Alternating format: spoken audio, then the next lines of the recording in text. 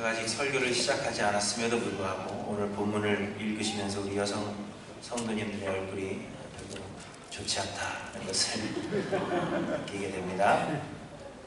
귀를 막지 마시고 하나님이 우리에게 하시는 말씀을 잘 들으시기를 바랍니다. 세월이 흘러가면서 세상의 모든 것들은 변해가고 그로 인해서 우리 사람들이 살아가는 이 삶의 방식 또한 변하기 마련입니다. 세상에는 변하지 않는 것은 거의 없습니다. 세상의 모든 것이 변해갑니다. 며칠 전에 저희 조카들이 대화를 나누는데 대화의 주제가 제 둘째 딸의 킨더가든 라이프에 대해서 대화를 나누고 있었습니다.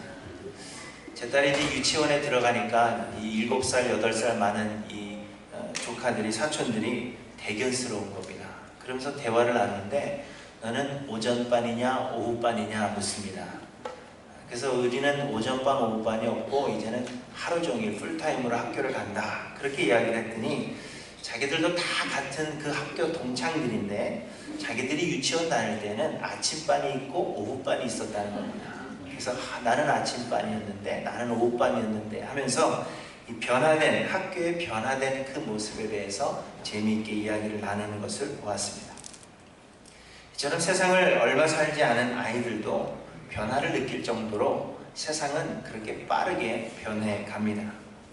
이전에는 10년이면 강산이 변한다 그렇게 이야기했었는데 요즘은 1, 2초 차이로 태어난 쌍둥이들도 세대 차이를 느낀다 할 정도로 그렇게 변해가는 것입니다. 시간이 지나면서 세상은 변해가는데 그 변화의 속도는 점점 더 빨라지고 있다 하는 것을 우리는 경험을 합니다. 요즘 세대 간의 갈등에 대해서 이야기들을 많이 합니다.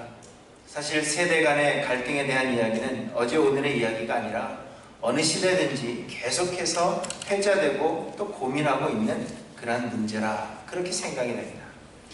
얼마 전에도 시카고 지역에서 연합 찬양 집회가 있었는데 그 집회의 주제가 세대 간의 관계 회복이었습니다. 그 정도로 이 세대 간의 갈등은 계속되는 문제입니다. 그런데 여러분, 이런 세대 간의 갈등의 원인이 무엇이겠습니까? 이 세대 간의 갈등의 원인은 세상이 변해가고 있기 때문입니다. 세상은 변해가는데 변하기를 원하는 세대와 변화를 원하지 않는 세대들 간의 충동이 일어나는 것입니다. 그래서 그것이 세대 간의 갈등으로 나타나게 되는 것입니다. 여러분과 여러분 자녀를 한번 생각해 보십시오. 자녀는 세상이 바뀌었다 하면서 변하기를 원합니다. 그런데 우리 부모님들은 예전에는 그러지 않았다 하면서 너희도 변하면 안 된다라는 것을 고집합니다. 이것이 세대 간의 갈등의 원인입니다. 요즘은 남자아이들도 다 귀를 뚫고 화장도 합니다. 젊은 아이들은 머리를 각양각색으로 이상하게 무지개 색깔로 물들이고 다 찢어져서 우리 생각에는 버려야 될 그 바지를 비싼 돈을 주고 사려고 합니다. 어른 세대들은 이러한 것을 결코 이해할 수 없습니다. 그래서 세대 간의 갈등으로 나타나게 되는 겁니다. 그렇기 때문에 우리는 변화에 대해서 인정해야 합니다. 세상은 변해갑니다. 이 변화를 우리는 막을 수 없는 것입니다. 우리가 사는 이 시대와 우리의 다음 세대들이 살아갈 시대는 동일하지 않다 하는 것을 우리가 인정하고 변하는 것에 대해서 우리는 너그럽게 반응할 줄 알아야 합니다. 어른 세대가 젊은 세대를 이해해주고 우리와 같지 않을 것이라 하는 것을 우리는 인정해 주어야 합니다. 그래야만 세대 간의 관계를 우리는 회복할 수가 있습니다.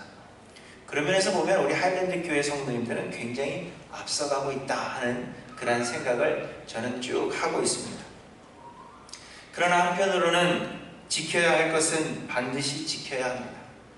세상이 변하고 있다고 해서 모든 것을 다 바꿔야 되는 것은 결코 아닙니다. 전통이라 하는 것은 오랜 시간 걸쳐서 쌓아온 기초와도 같은 것입니다.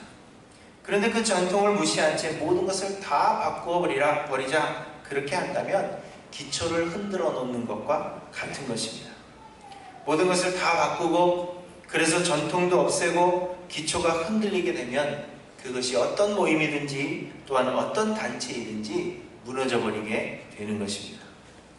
그러므로 어른 세대가 변화를 인정해 줘야 하는 것처럼 젊은 세대들은 오랜 시간 쌓아온 전통을 존중하고 계승할 것을 계승해 주어야 합니다.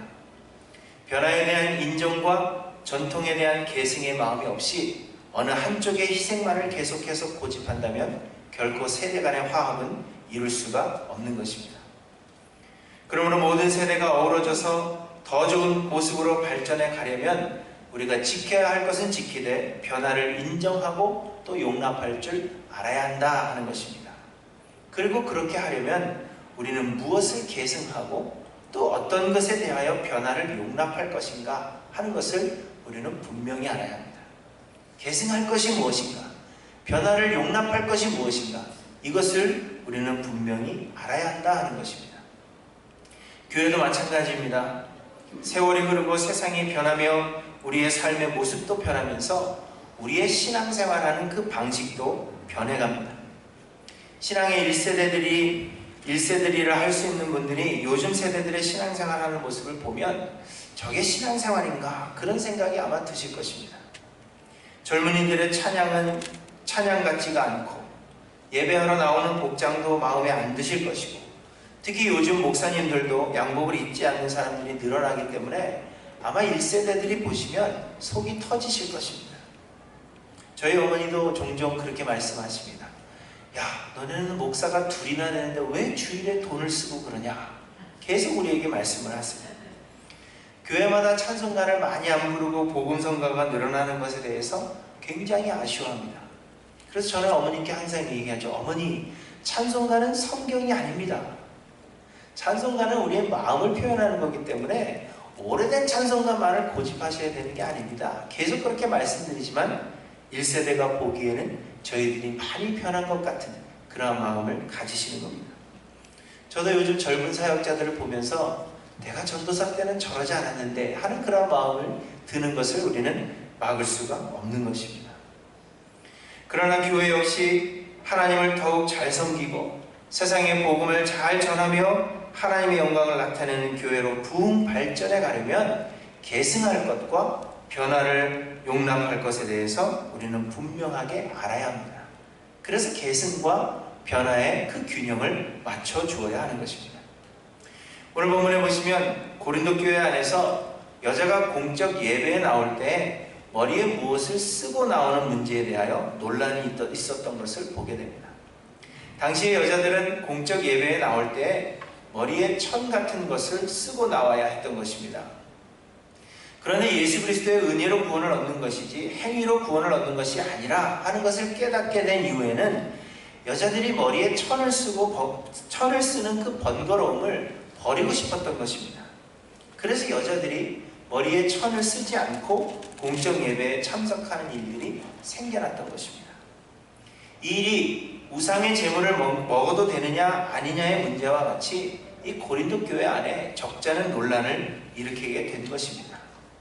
어떤 사람들은 형식이 중요한 것이 아니기 때문에 여자가 머리에 아무것도 쓰지 않아도 된다 주장하는 사람이 있었던가 하면 또 어떤 사람들은 지금까지의 전통을 지켜서 여자는 예배하러 나올 때 머리에 천을 써야 한다 그렇게 주장했던 것입니다. 곧 전통을 계승할 것인가 아니면 변화를 허락할 것인가에 대한 문제에 봉착하게 된 것입니다. 여러분, 바울은 어떻게 결론을 내렸습니까? 여자들은 공적 예배에 나올 때 머리에 천을 쓰고 나와야 한다 그렇게 결론을 내렸습니다. 2절에 보시면 너희가 모든 일에 나를 기억하고 또 내가 너희에게 전하여 준 그대로 그 전통을 너희가 지킴으로 너희를 칭찬하노라 이렇게 말씀하고 있습니다. 그 전통을 지킴으로 칭찬한다. 전통을 지키라는 것입니다. 16절에는 논쟁하려는 생각을 가진 자가 있을지라도 우리에게나 하나님의 모든 교회에는 이런 관례가 없느니라 이렇게 말씀하십니다. 논쟁하고 싶겠지만 더 이상 논쟁하지 마라. 잔소리하지 말고 그대로 따르라. 그렇게 강하게 말씀하고 있는 것입니다. 오늘의 이 말씀을 그대로 적용하면 오늘 예배하러 나오신 이 자리에 나오신 우리 여자 성도님들은 모두 다 잘못을 저지르고 계시는 겁니다. 머리에 아무것도 안 쓰고 나오셨죠? 그러나 오늘 본문에서 사도 바울은 우리가 무엇을 지켜야 하고 그리고 무엇의 변화를 허락할 것인지를 우리에게 분명하게 말씀해주고 계시는 겁니다. 오늘 본문을 통해서 우리는 그것을 한번 생각해 보고자 합니다. 첫째로 우리가 지켜야 할 것은 하나님의 창조의 질서입니다.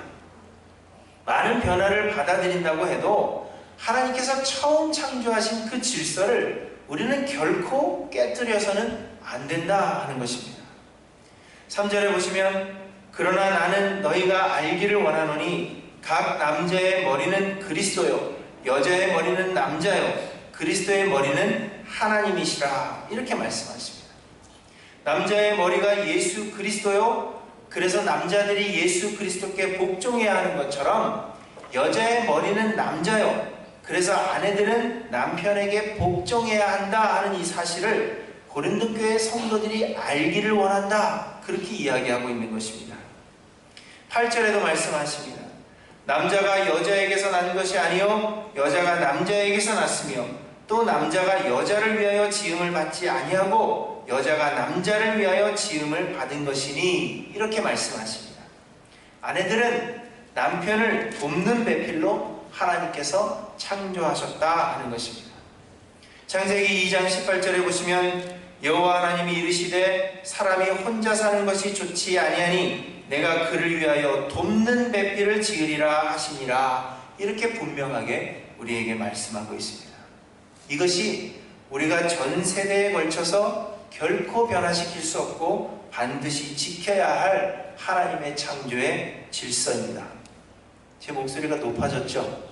네, 마치 제 아내에게 하는 것처럼. 바울은 여자가 공적 예배에 나올 때에는 머리에 철을 써야 한다 그렇게 말하면서 그 이유로 왜 여자가 머리에 철을 써야 하느냐 하나님의 창조의 질서가 있기 때문이라. 여자는 남자에게 복종해야 되기 때문에 아내는 남편에게 복종해야 되기 때문에 그 표로 머리에 천을 쓰고 나오는 것이 마땅하다 이야기하고 있는 것입니다. 이쯤 되면 이제 여자 성도님들의 얼굴은 점점 굳어지고 심기가 불편해지는 반면에 우리 남자 성도님들은 벌써 이 쪼그라들었던 어깨가 펴지고 있는 것을 제가 봅니다. 아주 이 남성분들 지금 얼굴에 미소가 대단합니다. 그러나 이것이 창조의 질서라 하는 것에 여러분 주의를 기울이셔야 합니다. 곧 여자의 머리는 남자라고 해서 남자들에게 어떤 특별한 권세를 주었다거나 여자보다 높은 지위를 주었다 하는 말씀이 아니라는 것입니다. 남자 성도님들은 이런 말씀을 대할 때마다 우리에게 어떤 지위가 있다, 내가 높은 위치에 있다 하는 이러한 생각 때문에, 그러한 오해 때문에 기뻐하시고, 여자분들은 우리의 지위가 남자보다 낮다, 그러한 것들을 그렇게 생각하시기 때문에 기분 나빠하십니다. 그러나 이 말씀은 그런 말씀이 아니라는 것입니다. 그저 하나님이 세상을 창조하시면서 모든 것이 다 하나님의 뜻대로 아름답게 지어져 가도록 하시기 위해서 각자에게 다른 역할을 주어서 질서 있게 하셨다 하는 것입니다. 몸은 하나요, 다른 부분이 있는데 이것은 지위가 아니라 역할이라는 것입니다. 머리가 있다고 해서 머리가 지위가 높은 것이 아니라 머리는 역할입니다. 각자의 역할이 다 다르다, 그걸 말씀하고 있는 것입니다. 무슨 일이든지 이 질서가 깨지면 혼란이 찾아오게 됩니다. 아이들이 학교에 가면, 이 다른 학교들은 어떤지 모르겠는데요, 저희 아이들의 학교는 수업이 시작되기 전에 아이들이 학교 운동장에 모여 있습니다. 그러다가 시간이 되면 선생님들의 통솔하에 줄을 지어서 이제 학교 안으로 들어가게 됩니다. 그런데 줄을 서서 들어가다 보면 먼저 들어가는 아이가 있고 나중에 들어가는 아이가 있습니다. 그러나 먼저 들어간 아이가 공부를 더 잘한다든지 혹은 능력이 더 뛰어나다든지 아니면 어떤 지위가 높다 하는 것을 나타내는 것이 아닙니다. 그저 혼란을 막기 위해서 앞에 선 아이가 있고 뒤에 선 아이가 있는 것입니다. 그것처럼 하나님께서 남자와 여자에게 다 각각 다른 역할을 주셨는데 그것은 혼란을 막기 위해서 질서로 주신 것이라는 겁니다. 남자가 머리가 되고 여자가 몸이 되는 것이 질서라는 것입니다. 그런데 여러분, 이 질서가 깨어졌다 생각해 보시기 바랍니다. 아이들이 서로 먼저 들어가겠다 생각한다면 많은 사상자를 낳게 될 것입니다. 추수감사절 다음날 블랙 프라이데이가 되면 상점 앞에 줄 서서 기다리던 사람들이 문이 열리자마자 갑자기 들어닥칩니다. 한꺼번에 몰려든 사람들 때문에 죽기도 하고 여럿이 다치기도 했다 하는 이러한 뉴스를 우리는 매년 접하게 됩니다. 이처럼 질서를 지키는 것은 매우 중요한 것입니다. 그런데 하나님께서 남자를 여자보다 먼저 창조하시고 여자를 남자를 돕는 배필을 삼으신 것은 능력의 차이거나 지위의 차이가 아니라 바로 역할의 차이요 질서를 세우시기 위함이라 하는 것입니다. 그리고 우리는 그 혼란을 피하기 위하여서 하나님이 창조하신 이 창조의 질서를 반드시 지켜야 한다 하는 것입니다. 그러면 왜 하나님은 여자를 먼저 창조하지 아니하시고 남자를 먼저 창조하셨는가 하는 것에 대해서는 저도 아는 바가 없습니다. 그것은 여러분이 하늘나라에 가셨을 때 하나님께 한번 따져보셔도 괜찮습니다. 왜 남자를 먼저 창조하셨습니까? 그건 여러분 마음입니다. 그러나 중요한 것은 하나님께서 우리를 그렇게 창조하셨고 그것이 하나님의 창조의 질서라는 것입니다. 이 질서는 어느 세대든지 변하지 않으며 우리는 이것을 반드시 지켜야 합니다. 바울은 그 사실을 분명하게 말씀하시며 너희가 이것을 알기를 원한다 그렇게 말씀하고 계시는 것입니다. 아내가 남편보다 능력이 더 뛰어나면 어떡합니까? 이렇게 질문하실 수도 있을 것입니다. 그러나 하나님의 일은 하나님께서 하시는 것입니다. 하나님은 우리의 능력을 필요로 하시는 분이 결코 아니십니다. 우리는 그저 하나님이 하시는 일에 도구로 사용되어지는 뿐입니다. 그러므로 능력이 문제가 되는 것이 아니라 하나님께서 세우신 질서를 지키면 되는 것입니다. 확실히 여성분들의 아멘이 적어졌습니다. 그런데 여러분, 질서가 깨어지면 혼란스러워진다 했습니다. 세상에는 하나님이 세우신 이 질서를 깨뜨리려고 하는 그러한 노력이 끊임없이 계속되어 왔습니다. 이것이 우리의 죄성입니다. 하나님이 질서를 세워놓으셨는데 우리는 이것을 깨뜨리려고 하는 그러한 노력을 많이 합니다. 질서보다는 능력이 앞서야 된다 하는 그러한 말로 우리는 이 질서를 깨뜨리려고 합니다. 질서보다는 세상적인 어떤 지위가 앞서야 된다 하는 그러한 마음으로 우리는 이것을 깨뜨리려고 하는 노력을 합니다. 그로 인해서 세상은 많은 문제들 가운데 직면해 있는데 이 모든 문제들의 원인은 하나님 세우신 이 질서를 우리가 지키지 않기 때문입니다. 일례로 동성연애의 문제 또한 하나님께서 세우신 질서를 지키지 않기 때문에 생겨난 문제입니다. 하나님께서 남녀를 구분하시고 서로에게 다른 역할을 주어서 질서 있게 하셨습니다. 그러나 점차적으로 남녀의 구분이 사라지고 남자가 할 일도 여자가 할 수 있게 되고 여자가 할 일도 남자가 하는 그런 시대가 되었습니다. 모두가 다 동일해야 된다, 다 동등해야 된다, 나도 일하는데 왜 너는 일하지 않느냐, 이러한 생각 때문에 남자가 해야 할 일을 여자가 하는 것이 여성의 권리를 세우는 것이라 하는 착각에 빠졌습니다. 여자가 하는 일도 남자가 같이 하는 것이 동일하게 동등하게 되는 것이다 하는 생각을 가졌습니다. 그러니 성적인 것 외에는 남자는 여자가 필요하지 않게 되었고 여자는 남자가 필요하지 않게 되었습니다. 그리고 급기야는 이 성적인 일에도 남녀가 필요치 않게 된 것입니다. 로마서 1장 26절에 그래서 이렇게 말씀하십니다.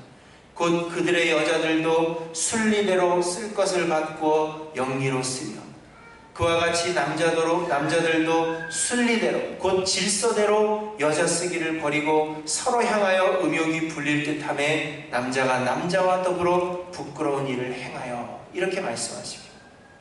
하나님께서 남자와 여자를 창조하시고 서로 다른 역할을 주어 질서 있게 하셨지만 각자의 역할을 무시하고 하나님 세우신 질서를 깨뜨린 것이 동성애 문제의 발단이라 하는 것입니다. 여러분, 단지 성적 취향의 문제가 아니라 하나님이 세우신 질서와 각자의 역할을 깨뜨린 그 결과로 초래된 문제를 우리가 경험하고 있다는 것입니다. 마찬가지로 우리도 우리의 삶 가운데서, 우리의 가정 가운데서 하나님께서 세우신 이 창조의 질서를 깨뜨려 간다면 우리에게 어떠한 문제가 생겨날지 우리는 알지 못한다는 것입니다. 그렇다고 오늘부터 설거지 안 해 이렇게 하지 마시고요. 하나님이 세우신 창조의 질서가 있다 하는 것이 오늘 말씀의 초점입니다. 창조의 질서는 비단 부부간의 문제만은 아닙니다. 이 자리에는 저보다 성경을 더 많이 알고 웅변에 뛰어난 재능을 가진 사람이 있을 수 있습니다. 우리 장로님들보다도 더 믿음이 좋고 능력이 뛰어난 사람들이 분명히 이 자리에 있을 수가 있습니다. 그러나 우리가 지켜야 할 것은 하나님의 창조의 질서입니다. 하나님이 저를 이 교회 담임으로 세우셨기 때문에 그래서 제가 주일마다 설교하는 것입니다. 부목사님들이 더 뛰어나다고 해서 이 질서를 깨뜨리게 되면 교회는 금세 혼란에 빠지게 되는 것입니다.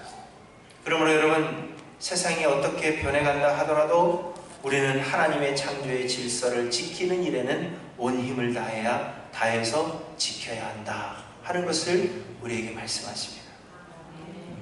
남편 되시는 분들, 또 남편 되실 분들, 가정에서 이 질서를 회복하셔야 합니다. 여자 위에 군림하라 하는 것이 아니라 가정을 하나님께로 인도하는 영적 리더의 자리를 남자분들이 지키셔야 한다는 것입니다. 더 많이 기도하고 더 열심으로 말씀을 묵상하고 더 열심으로 하나님 섬기는 일에, 교회를 섬기는 일에 봉사하십시오. 치맛자락 붙잡고 천국 갈 생각 버리시라는 말씀입니다. 물론 저희 교회는 그런 분이 안 계시는 것 같지만 많은 분들이 여자 치맛자락 붙잡고 나는 안 믿어도 우리 와이프가 믿으니까 괜찮을 거야, 그렇게 생각하시는 분이 수두룩합니다. 그래서 한국교회는 남자는 다 어디 가고 여자들만 드글드글거리는 것을 경험하죠. 그런 생각을 버리셔야 된다는 겁니다. 남편분들이요, 가정의 영적 리더가 되셔야 됩니다. 아멘? 가정의 영적 상태를 위해서 십자가를 짐과 같은 책임을 남자분들은 가지셔야 됩니다. 예수님이 우리를 위해서 십자가를 지셨듯이 우리 가정의 그 영적 상태를 위해서 우리 남편 되시는 분들도 십자가를 짐과 같은 그러한 책임감을 가지셔야 됩니다. 그래서 가정의 영적 상태는 내가 이끌어간다 하는 그런 마음을 가지셔야 한다는 겁니다. 아내 사랑하기를 그리스도께서 교회를 사랑하신 같이 하라 하는 이 말씀은 아내들이 남편에게 복종하라 하시는 그 말씀보다도 더 큰 책임과 더 큰 희생을 요구하시는 말씀입니다. 여러분, 이것을 기억하셔서 남편분들이 가정에서 이 질서를 회복하시기를 바랍니다. 아내 되시는 분들, 또 아내 되실 분들 역시 이 질서를 지키셔야 합니다. 본인 생각에 남편이 능력이 좀 떨어진다 하더라도 영적 리더의 자리에 세우시고 여러분 반드시 복종하셔야 합니다. 하나님의 말씀에 순종함으로 남편에게 복종하는 가정을 하나님께서는 결코 실망시키지 않으실 것입니다. 여러분, 무슨 일이든지 하나님의 이 창조의 질서는 반드시 지키고 계승해야 한다 하는 것을 여러분 기억하셔서 우리 하일랜드 교회는 하나님의 이 질서를 지켜나가시는 교회와 성도님들 되시기를 주님의 이름으로 간절히 축원합니다. 둘째로, 형식은 변화할 수 있습니다. 바울은 여자가 공적 예배에 나올 때는 머리에 천을 쓰는 것이 옳다 했는데 오늘날 우리 가운데는 이 말씀을 지키는 사람이 없습니다. 왜냐하면 바울이 고린도 교회에 편지할 당시에는 여자가 머리에 천을 쓰는 것으로 하나님의 창조의 질서에 복종하고 있다 하는 것을 나타내는 형식이었습니다. 그러나 현재는 여자가 머리에 천을 쓴다고 해서 그것을 하나님 창조의 질서에 복종하는 행위로 여기는 사람은 없는 것입니다. 그런 것처럼 하나님의 창조의 질서는 반드시 지켜져야 하지만 머리에 천을 쓰는 것과 같은 그 형식은 얼마든지 변화될 수 있는 것입니다. 그러나 그 변화는 반드시 하나님 창조의 질서의 원리를 담아낼 수 있는 것이어야 한다 하는 것입니다. 당시의 고린도 교회, 고린도 지역은 무역이 발달하였고 우상 숭배가 흥왕한 도시였다 했습니다. 그래서 고린도에는 우상의 제단에서 섬기는 창기들이 많이 있었습니다. 그런데 이들에게 윤기나는 머리카락은 남자들을 성적으로 유혹할 수 있는 도구였던 것입니다. 그래서 예배에 참석하는 여인들이 천으로 머리를 가린 것은 우리는 이방의 신전에서 섬기는 여인들과 다르다 하는 것을 구별하고 나에게는 지하배로 섬기는 자가 있다 하는 것을 표현하는 것이었습니다. 그리고 믿지 않는 사람들에게도 기독교가 이방 종교들과는 다르다 하는 것을 말해주는 형식이었다 하는 것입니다. 여자가 머리에 뭔가를 쓰는 것은 그 당시 사회적으로도 품위 있는 그러한 행위였고, 그래서 어떤 신학자는 여자가 머리에 아무것도 쓰지 않고 예배에 참석하는 것은 마치 현대의 수영복을 입고 예배에 참석하는 것과 같다, 그렇게 표현할 정도였다 하는 것입니다. 여자가 머리에 아무것도 쓰지 않고 예배하는 것은 사회적으로 볼 때에도 이들은 성적으로 문란한 이교도들과 다를 바가 없다 하는 것으로 비춰질 수 있었다 하는 것입니다. 그런데 우상의 제물을 먹는 문제와 같이 어떤 여인들이 세상이 변했기 때문에 머리에 쓰는 것이 번거롭다 생각했던 것입니다. 특히 귀족의 부인들이 자신의 아름다움을 뽐내기 위해서 머리에 아무것도 쓰지 않은 채 예배에 참석한 사람들이 있었던 것입니다. 그래서 바울은 하나님의 창조의 질서를 이유로 들어서 창조의 질서에 복종한다고 하는 고백으로, 그 형식으로 여자는 여전히 머리에 천을 쓰라, 그렇게 말씀하고 있는 것입니다. 논쟁하려는 생각을 가진 자가 있을지라도 우리에게나 하나님의 모든 교회는 이런 관례가 없느니라, 이렇게 강한 어조로 머리에 쓸 것을 강조하고 있는 것입니다. 그러나 현대에는 여자가 머리에 쓰는 것으로 하나님의 창조의 질서에 복종하는 것을 표현하지 않습니다. 이제는 어떤 형식이든지 그 형식은 다 사라지고 실제적인 복종만이 있을 뿐입니다. 그렇기 때문에 여자 성도들도 머리에 무엇을 이제는 쓰실 필요가 없는 것입니다. 그래서 오늘 교회에 나오신 우리 여성 성도님들이 아무런 잘못도 없는 것입니다. 오늘의 이 본문 말씀 때문에 현대에도 남자들은 예배 드릴 때 모자를 벗게 하고 여자분들은 모자를 쓰고 와도 무방한 것으로 그렇게 생각합니다.